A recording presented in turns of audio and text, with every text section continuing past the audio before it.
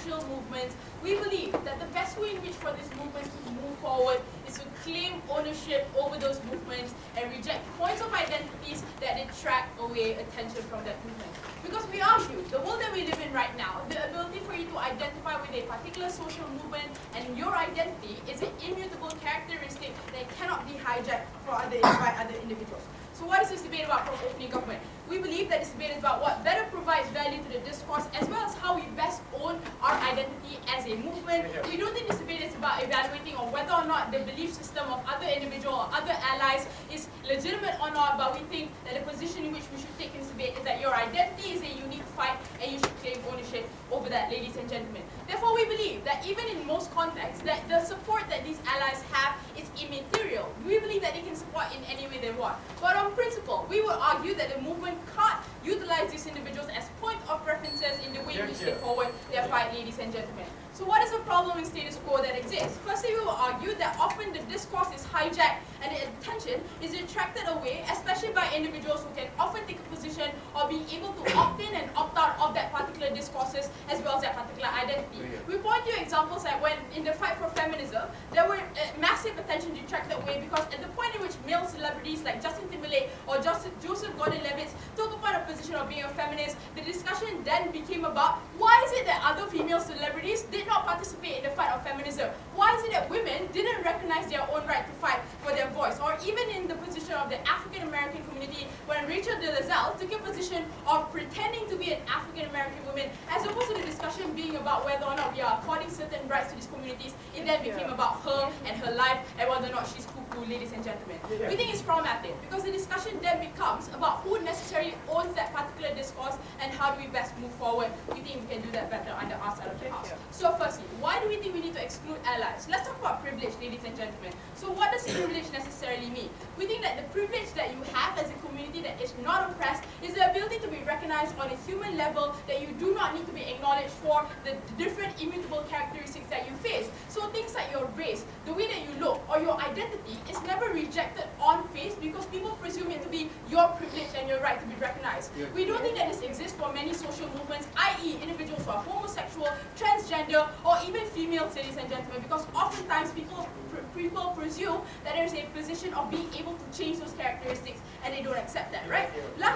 Secondly, so what does this discrimination include in status quo? We think that it includes many different things on an implicit level, tacit or even explicit. Things like being able to get jobs, ladies and gentlemen, or pay parity that people face in status quo when you are of a particular community. Women make 70 cents to every dollar that a male makes in status quo. We think that is problematic. At the point in which the discourse is hijacked by these groups of individuals, the ability for you to move forward as a community becomes problematic. How so? Because we will argue that when you're utilized as a point of reference in the social movements, number one, on face, there is an inability for us to relate to you on the fullest extent when you are said to be the person that is heading these particular movements. How so? Because oftentimes, people who are privileged allies, their decisions and their positions are based on the sum of your cumulative life experience and how you approach life, ladies and gentlemen. We think that oftentimes as a social movement, your benefits of being able to argue that my cumulative life sum experience becomes diluted at the point in which someone comes in and says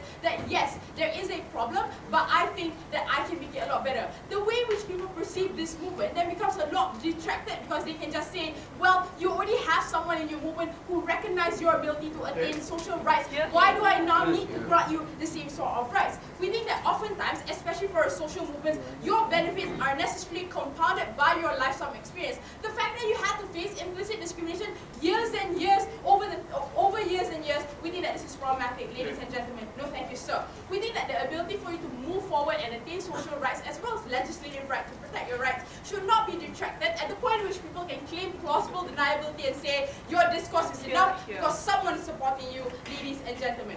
So how do we then view discourse in status quo and why we think it's problematic? Often we look to mainstream point of references, i.e. Rachel Dolezal, Ben Affleck, or Taylor Swift, in the way in which we approach things like, in the way in which we approach fights for rights of social movement. The problem then becomes there is a position or a rhetoric that can be argued that your identity as a social movement or the characteristics that you are relying upon as a social movement is not an immutable characteristic anymore at the point in which people can opt in and opt out, or at the point in which people can say, I relate to you because I face these same thoughts of discrimination, ladies and gentlemen. This is problematic because even if people say and look at those point of references and agree, yes, you think it's a problem, I would as well, we think, number one, it is very hard for other individuals within the status quo to pull away from that privilege and divorce themselves from that position of privilege, ladies and gentlemen. So even if you agree that some individuals face discrimination, at the end of the day, specifically for this group of privileged allies, you can always opt out or pull away, or at the end of the day, hand your coat and say, I've done enough for the day, they can do the rest themselves, ladies and gentlemen. This is why when people took a position of dressing up in like burqas and hijabs and walking around and facing that discrimination, whilst initially they believe that I understand what it means, they don't understand that when they take it off, they don't have to face that discrimination anymore, but Muslims do, ladies and gentlemen. We think that it's a problem. How do we best change this course then? Yes. Look, it's true. These people can choose to leave as and when they do. But in the interim, they've gotten your calls into the airwaves and they've made it much more appealing to the moderators. Okay, firstly we will argue.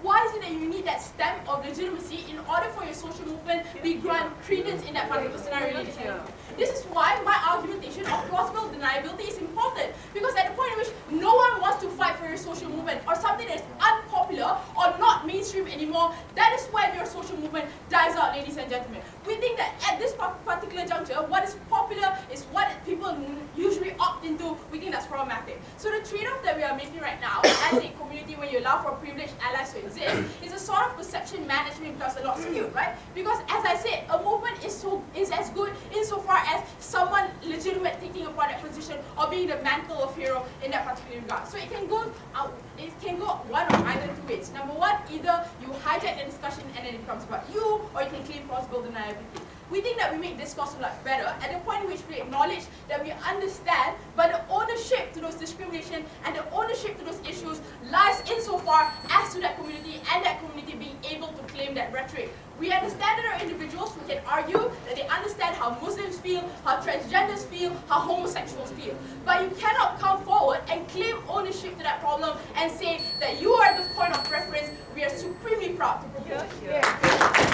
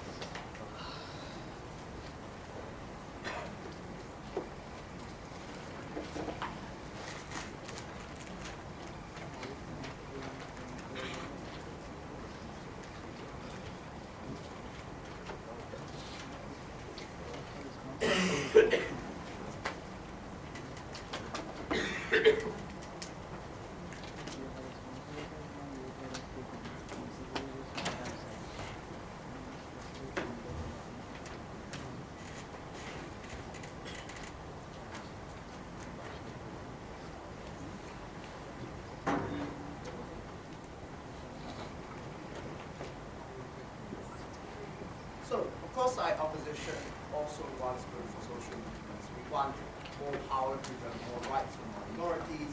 And what we think is that the exclusion of privileged individuals, yes, from discourses, necessarily does more harm than good. That generally speaking, these individuals are essential for the fight for rights for minorities.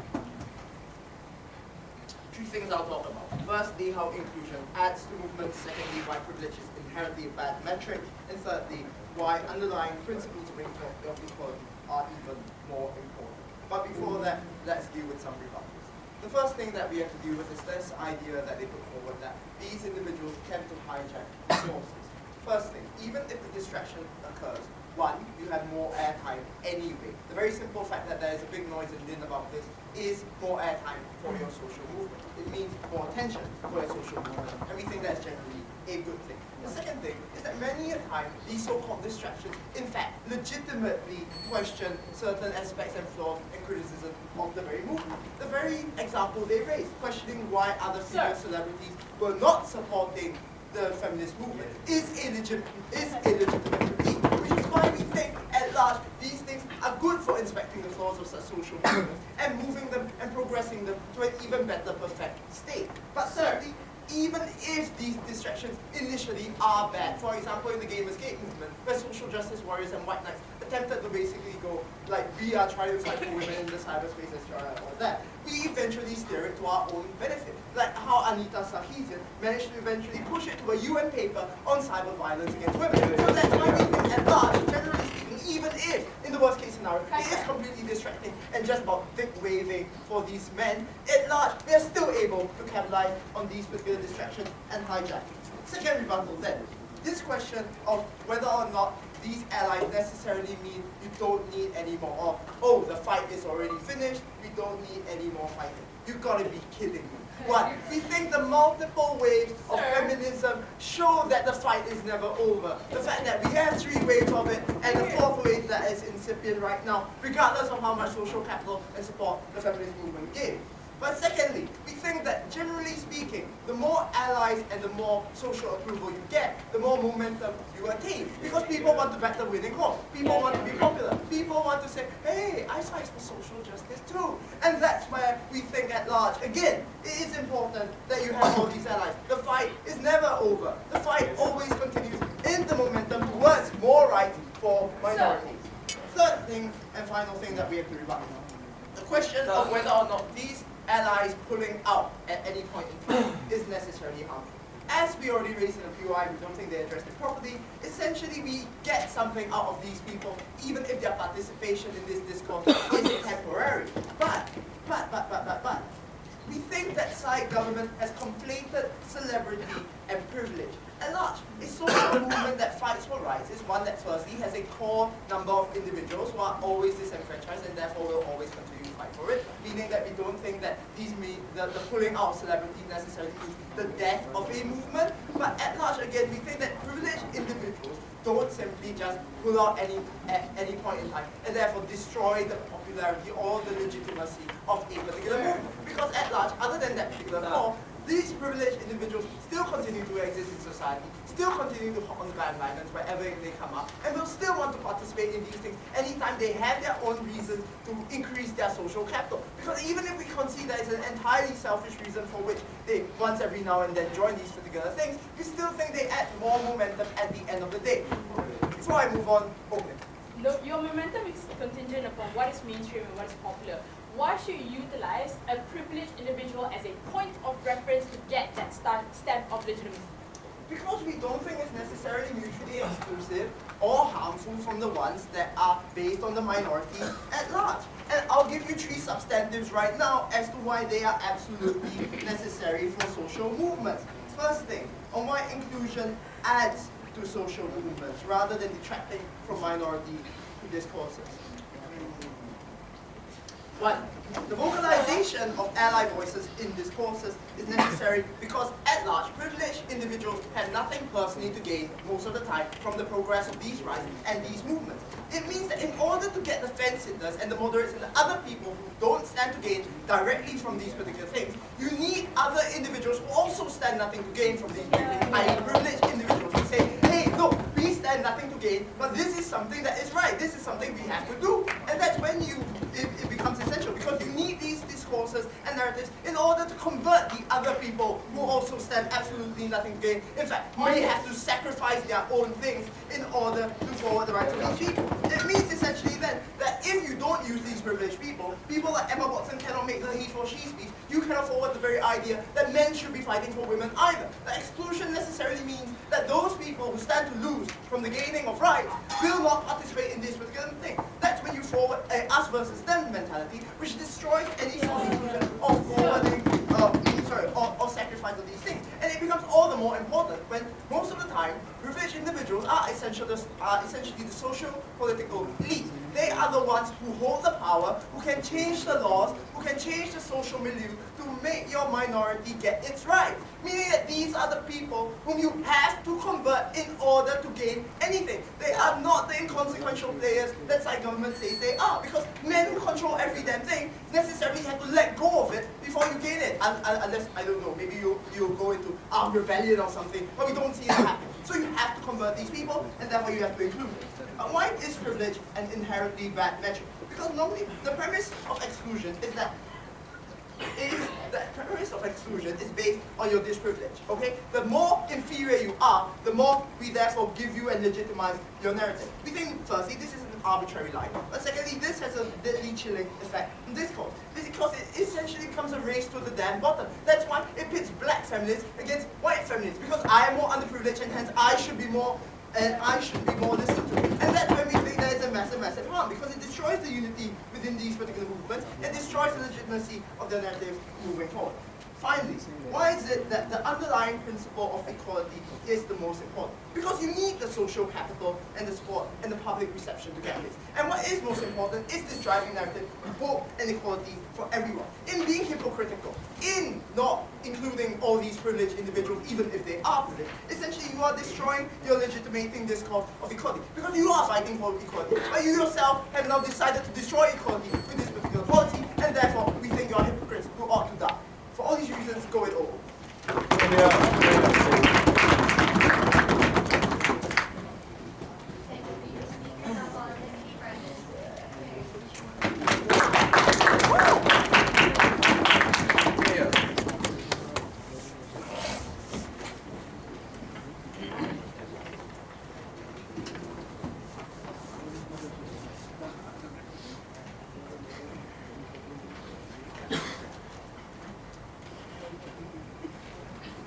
If I was a Muslim man in Islamophobic Europe, if I was a homosexual in homophobic United States of America, if I was a woman in any other patriarchal society, the question now becomes, how best do I forward my rights? How best do I strategically position myself in order to claim ownership of my identity, in order to gain some social traction?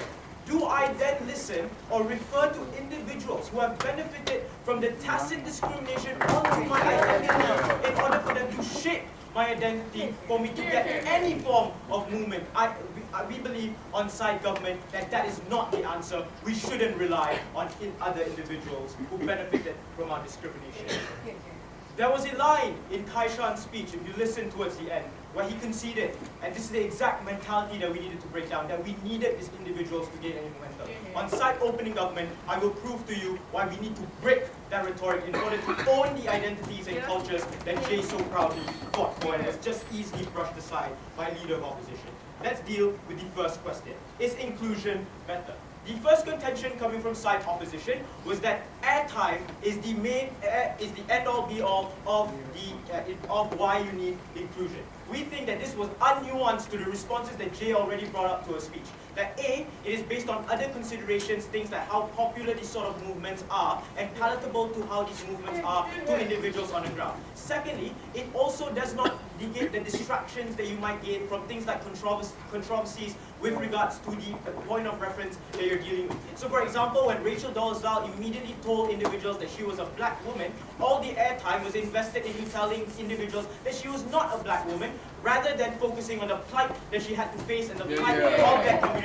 We think that even though if you have airtime on your best case scenario, it's still contingent on these facts, and therefore you do not get the maximization or optimal airtime that you wanted to get. Secondly, he wanted to contest that this inclusion leads to better momentum and better momentum for the social movement. We think that firstly, this isn't exclusive to having you at the forefront of these movements. More often than not, and later I'll argue, it's how you detract these sort of movements and how you create disunity when these people become points of references. But what happens right now is, on the outside, when you can forward it as your own and claim identity to those things and be able to tell other people that you stand to lose nothing by giving me my rights, therefore that creates some form of movement and some form of momentum, because these guys can still, in their own private spaces and even in the ballot box, vote for your policies too. So that still creates some form of momentum on our side as well.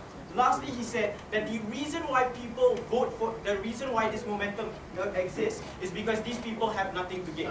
We think that using this rhetoric, then there is a likelihood for no change to occur at all, because people might think, I stand to lose nothing, I stand to gain nothing, so they take an apathetic position on these sort of issues, right? We think the reason why people do not vote for social movement issues is because they think they have something to lose. Therefore, the best position to take in these instances is for the people who claim the gender identity on their own, who have a legitimate stake in what they have got and what they deserve to get, coming out and say to these people that they have nothing to lose in the first place. That is the reason. That is the best way to forward these sort of ideologies and forward this and ease the fear on the ground that they have and that they would stand to lose anything by forwarding me my rights. Right. Second question, but before I move on, I'll take a point. Inclusion may not get you the most efficient airtime, but exclusion gets you downright no or bad airtime. So deal with the comparison. No. If you exclude some people, you can still opt for other things. Like the media isn't solely racist to everyone else. You can still have some form of rallies or protests. You can still make some form of claim to Parliament, whatever, right? It doesn't mean that you are immediately lack of airtime the moment you don't include your Moving on. How do we make discourse better, right? Acknowledging the fact that there was no responses to things Jay said, things like claiming ownership, things like detracting the attention you get, things like these individuals being able to opt out of these identities the moment it is convenient for them to do so, right? These are instances which immediately make and hamper the discourse on your side, because immediately it's either hampered by the ideas of controversy or scandalousness, or secondly they think that your freedom, your identity means nothing because one can simply change and move out of it. Simply, for example, you can, in an Islamophobic Europe, you are then levy on unrealistic expectations to immediately be secular the moment their identity clashes with the beliefs of other people. You know, just like in the quarterfinals, right? But we think that the important thing right now is to show individuals that identity isn't malleable, that your identity is predetermined by your birth. What happens right now is you acknowledge certain differences, you acknowledge the differences, and you detract away from distractions. So you no longer can use the rhetoric that if they can change for you, why can't you change for them? No longer are you set with unrealistic expectations the moment your oppressors tell you that something is wrong with you and something is wrong with you. So we think this is important in contexts like Western liberal democracies where they have to accept your identity. But the more important bit of this issue is, how will people view these movements? Because you have to acknowledge right now that the point of reference you are using has no legitimate claim to the identity itself. Therefore, he did not go through the discrimination. He has nothing to gain from the discrimination. He doesn't know how I feel when I walk into a racist community or in an Islamophobic community. In that instance, do I let this person dictate the way I own or claim my identity? That is the question. The moment the oppressive government or the structure that I'm trying to break immediately tells me that my narrative is harmful, and immediately someone else has to tell me to shape my views accordingly to this sort of particular beliefs, we do not think that that is a legitimate claim or legitimate way to approach this idea. So to approach how I view my identity. The best way to do it is to force onto people that yes, this is my identity, deal with it. We do not need you to immediately come up here and co-opt me into your situation because I have to be regarded as an exclusive member of society that deserves every single one of my rights. The second half to this is you create divisiveness within these communities themselves. Some people might not want to listen to a secular individual preaching for Muslim rights. Some people might even go against this. What happens right now is a divisiveness in nature detracts the unity from the movement itself, and we think that that is harmful in society, especially when you need to have a united front to fight this discrimination, ladies and gentlemen. Ladies and gentlemen, the summary of this case is clear.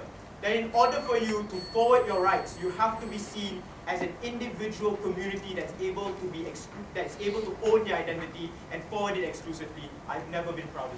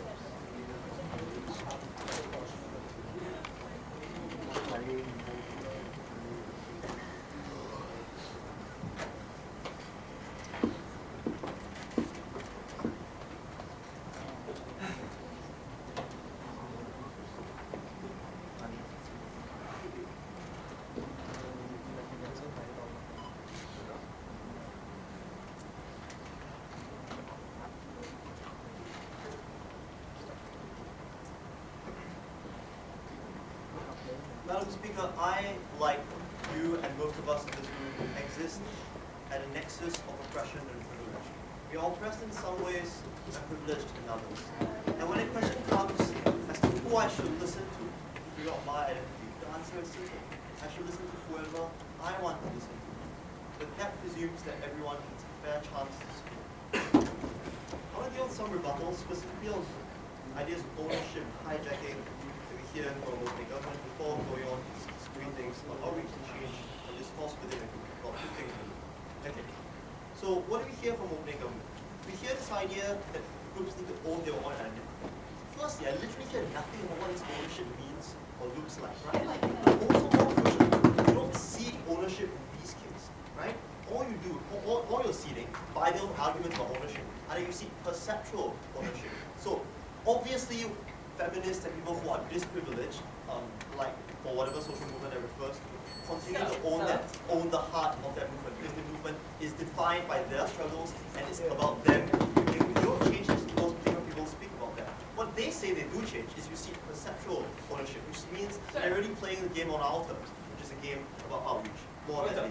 Then they tell us, okay, it's going to be hijacked because the celebrity discourse or discourse centered around mainstream appeal is inherently bad.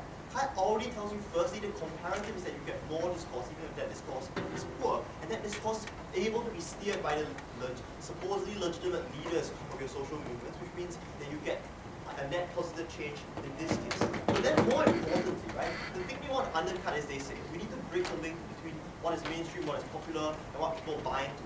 Literally at a point at which you're playing the game of outreach, you can't run away from that, yeah? Because that is literally the way the world is. If what is mainstream is what people are most likely to accept, and what your goal is to make more people accept those things, then what exactly you are doing is you are trying to pander to the mainstream and the popular. You cannot run away from this goal. You are trying to popularize feminism or gay rights or whatever cause it is you fight for. You can't say that now you want to break the link. And the fundamental point is this: people just aren't interested in goals that can't appeal to them. So like people most of the time prefer goals that can appeal to some notion that they already believe in, as opposed to some goal that they get to know to begin with. So you can't presume that people know about feminism or know about gay rights before you have an actor to communicate to them why they should care about that thing. That's why messages of equality and messages of popularity will probably be more important in that regard. Height also tells you why momentum is crucial, because even if it provides a less than perfect gateway to the movement, it is a gateway to begin with.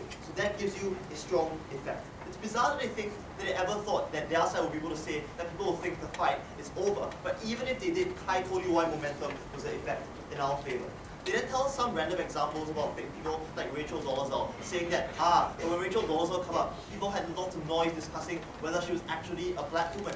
Exactly! Madam Speaker, the discussion was very specific to this example because Rachel Dolezal did a thing that a vast majority of allies do not do, which is to actually masquerade as a disprivileged community as opposed to merely speak for their voices. It's really bizarre for them to hang their hat on such a narrow example. The last thing to tell us, and my last point of discrete rebuttal, is that these guys are prior beneficiaries, so we ought not to rely on their input. Again, this is bizarre because all these social movements ultimately rely on the traction of people who are prior beneficiaries of privilege, i.e. the rest of society. So you're at a point at which you're seeking outreach, Madam Speaker, you are reliant on them, regardless of whether they are speaking for you or merely voting for you in the voting booth. But before I go on closing.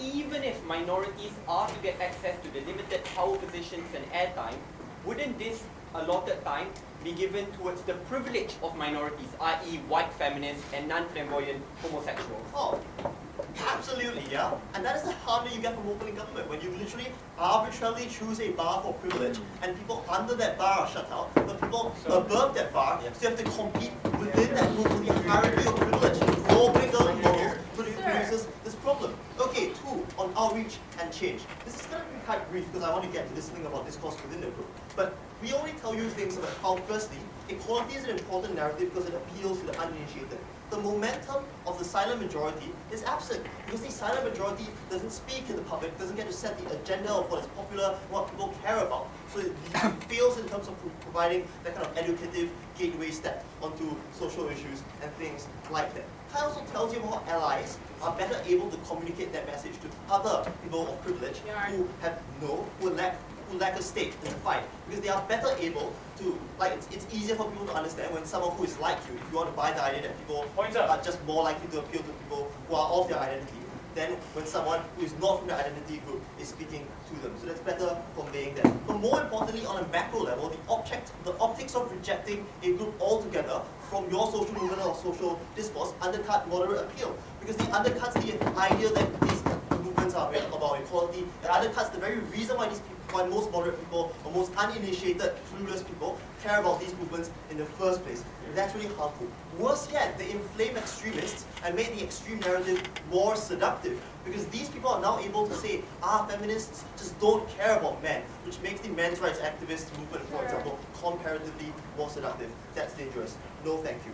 Okay, last thing I want to talk about is discourse within the group. They tell us some things about this. They say people can opt out of this discourse and therefore they're bad actors. Yes, women can also opt out of feminism at a point at which they stop believing in it. So I don't see what difference there is here. They then tell us, we want to preserve the idea of the certainty of identity. That's really dangerous, Madam Speaker, because this presumes that social movements ought to be centrally and forever about identity, like forevermore, even though they don't make a positive argument for why that is the case. Social movements are ultimately about something quite basic, which is to make their adherents' lives better.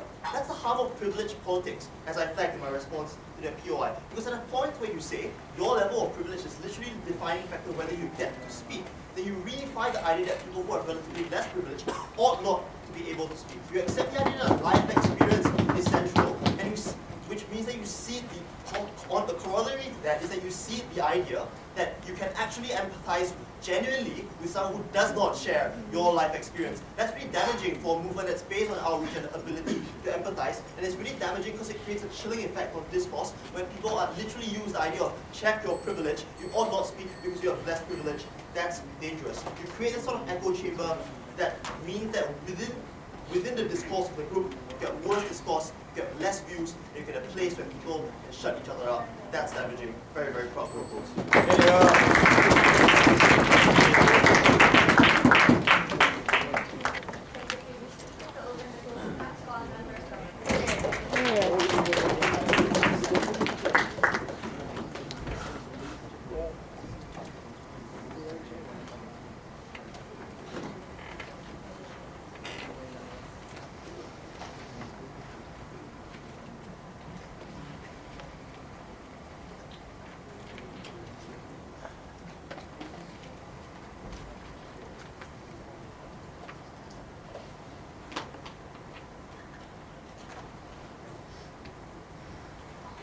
Let's be realistic here.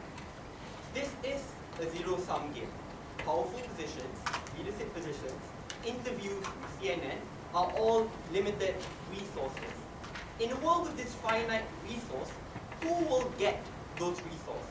It's either the privileged majority who often misrepresent the needs of the minorities, i.e., if you look in the 1980s, a lot of people thought that all homosexuals were flamboyant. Or, even if it is extended towards the minorities, it will be extended towards the most privileged or minorities to the point that individuals like you and me and ideological fence-sitters homogenize those minority movements into one category without acknowledging that there are intersectionalities of discrimination which specifically harm the most underprivileged of those minorities, which Jan conveniently ignored by saying, but guys, we should just hide it under the rug because we want unity, without acknowledging that unity cannot work without diversity. That will be my first extension. My second extension will be how their policy normalizes societal conception which says that minorities are inferior and will need an intermediary to represent them, does not have sole agency to represent themselves, thus normalizing societal conception that those individuals are inferior. Or the flip side will happen, is that those minorities will internalize the conception that I have no agency, that I need to have a white person to speak on behalf of me, it must be a man, because I will never be who I deserve to be. We think that's disgusting. I've never been prouder to support this motion. Rebuttals will be integrated. First, clash in this debate. Who will get these resources? Opening opposition said that this is not a zero-sum game. We think it is. Why?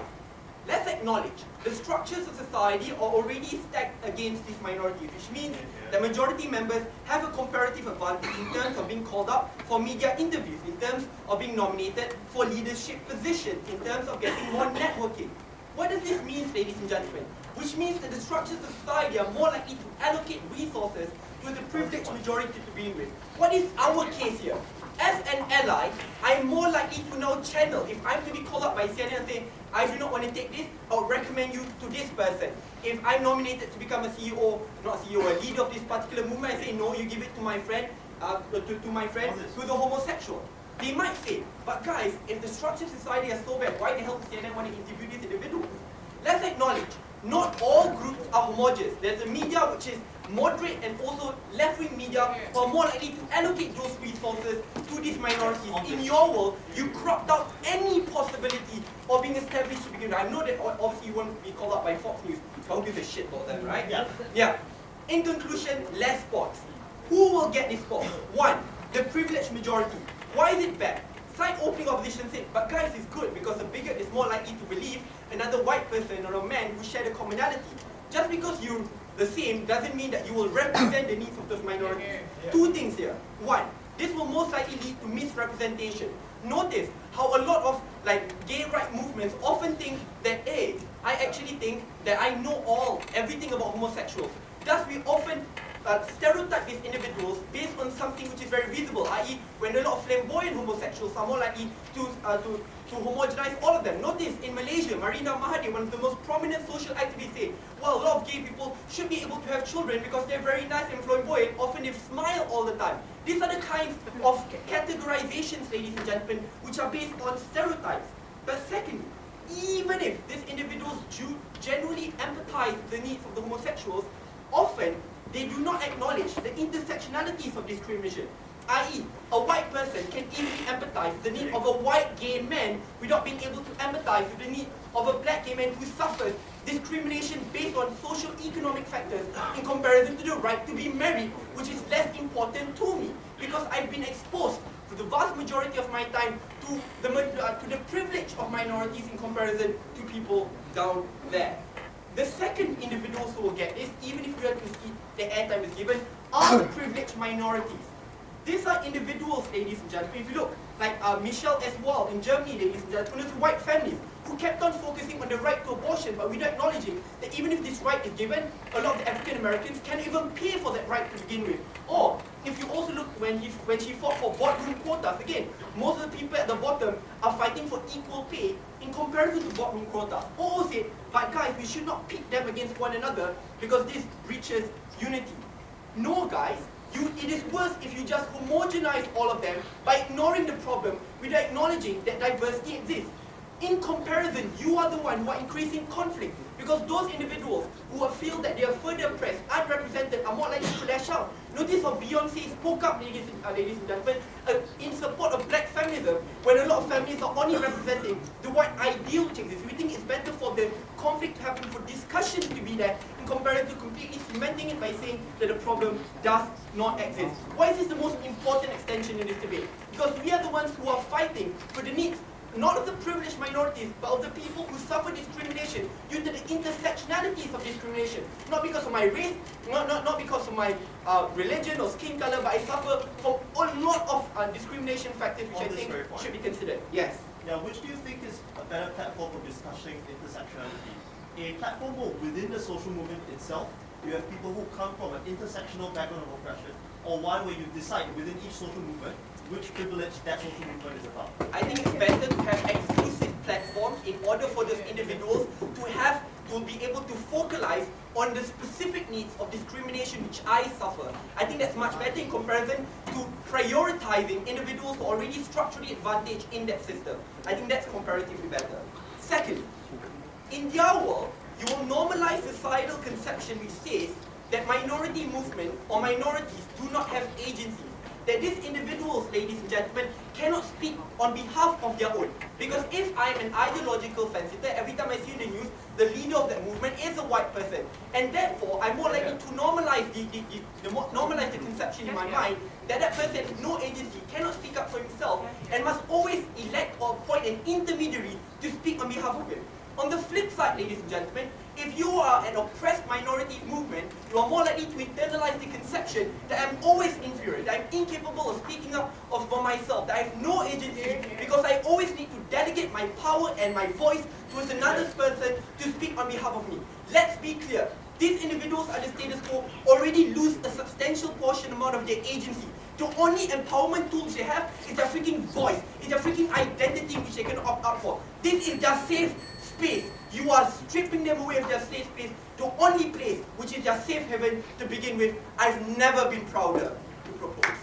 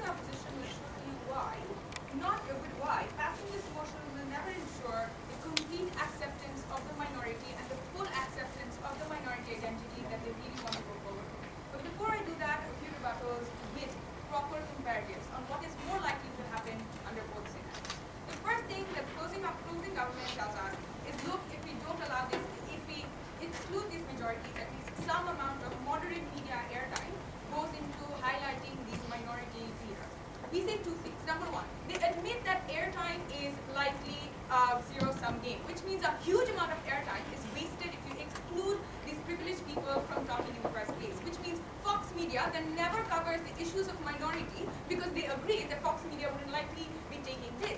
On the second comparison, we say when Fox Media elaborates on minority issues, then it gains traction of the majority to look into those minority medias that are willing to proliferate and willing to move forward with minority leaders. This means that not only does Fox Media ensure more traction, but also ensures that the minority media that will be willing to take minority leaders, which can also happen in the status quo, will also be highlighted. This means both can exist under our model, simply because those moderate small medias that still want to take minority leaders can do so, while in their model, no majority media can include these high-class leaders. This means it's a bit. Right. The second thing it actually tells us is these people tend to stereotype in a mass level, and that's bad. We say in most circumstances, this majority have no intention to stereotype for no good reason. The example that they give to us is not that of a privileged ally. It's that of a privileged bullshit woman who's trying to just make something out of it. Privileged allies don't tend to stereotype because they don't have a stake of stereotyping. What do privileged allies do? This is where we say privileged allies tend to bring in similarities or relatable attributes to your surferings, which means they don't stereotype, they come and make you more relatable to them. Lastly, their alternate still is that if you don't allow them to do this, these stereotypes or these people don't even talk in the first place in those cases, because they all agree that these minority leaders don't gain as much traction as the majorities do. Then they tell us when you homogenize the minorities problem, only the privileged minorities get traction, and they're trying to push down the underprivileged minorities. We say these privileged minorities cannot gain traction without the support of underprivileged minorities. This means they will have to cater to the support of the underprivileged minority. Yeah. We mean white feminists cannot move forward and talk about the thing if they don't have the support of the African American feminists who are also suffering throughout. See, next they tell us that minorities don't have an agency, and this shows that minorities don't have a voice for themselves. We say it's not about the absolute morality of who has a voice. What we say is this shows that minorities have a support system that will talk on their behalf. If you see it from a different angle. It simply shows that these minorities not only can speak for themselves, but are spoken by the majority. This means minorities have an importance in the society. This shows that minorities have a significance in the society. Just by yelling, this shows that they have no agency, doesn't make it as such. It's how people perceive it. Now let's understand what details we go into. Let's first characterize what are the kind of features of these minority that these majority leaders tend to delineate. These leaders of privileged allies tend to delineate certain features of the minorities that the minorities themselves cannot make palatable to the mass people. And let's understand, this is not stereotyping, this is just making things certainly more palatable. What is the difference? Which means when minorities, for example, when they talk about their sexuality and the pains that they go through, these leaders will go into the very detail of relating these pain with one of the sufferings of the majority that is looking into it. What does this mean? This means sexuality at some point, or the choice of going into a sexuality, is always difficult for no matter who this person is, right? This means that this makes the pain more palatable or more relatable to these certain scenarios. What does this do? On a comparative, we don't dilute. The word is not dilute, but rather making it easier for people to accept. This, in long term, makes the identity of these minorities much more easier for the majority to accept. Why? When you flash and in front of your face claim, this is how I am, I'm exclusionary and I'm extremely different, this automatically antagonizes the majority from accepting you. Acceptance is a very slow process. Understand the process of acceptance. It's usually that when you confront them with extreme characteristics that they tend to first enhance, stereotype you. The only way in which you ensure that these majorities don't stereotype you at the first look is by making yourself slightly more acceptable. What happens in the long term? They'll come and say that this dilutes the minorities' culture. We say no. This ensures that the certain dilution then brings about the acceptance that in the future can lead to further acceptance of the higher cultures of this minority. What does this mean? Once you're willing to accept that the black minority, that the African American minority community has some features that are relatable but also some features that are different, you'll be more slowly and through generations willing to accept more of the differences of that minority. This means in the long term, it makes it easier for you to understand the vast differences, but not only just understand, but accept them and internalize them in the society. This ensures that at no point in the future is there an absolute clash or absolute exclusionary identity. We understand that the society needs to maintain its own identity, but we also understand these identities need to amalgamate and stay together. It is to ensure that these societies stay together in the long term that we need to ensure that these exclusionary policies are not prevented before that. We told you that privileged allies were in that position of privilege at the expense of their communities. Why would telling them that your identity is inalienable make them want to fight for you or recognize your differences? Right. They come and tell us these identities are not malleable because these people were the ones who initially pushed you down and not allowed to move forward. But the fact that you've come out and are willing to help these people likely shows that you're no longer that exclusionary leader that wants to push this minority back. This shows that these individuals are now willing to accept and now willing to support you and move on. This ensures that overall the society lives in more harmony rather than in your model where people are still angry about what happened in the past. People are still exclusionary based on what happened in the process. We're willing to give them justice in some other manner, but we say for the sake of acceptance, which is the absolute end goal of this movement, we need to do this. What has the closing out given to you? On a long-term analysis, we've shown to you why it's much stronger of an amalgamation if you allow this movement. It's not just about airtime, which they automatically waste, but it's also about the society willing to accept you in the long term along with the differences so that they can understand you, not just live separately, but live together as a whole. Thank you.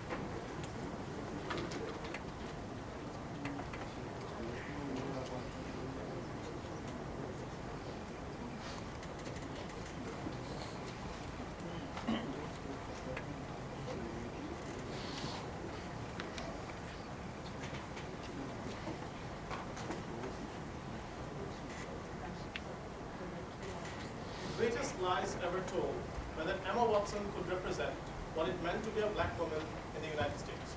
The greatest lie ever told was to say that LGBT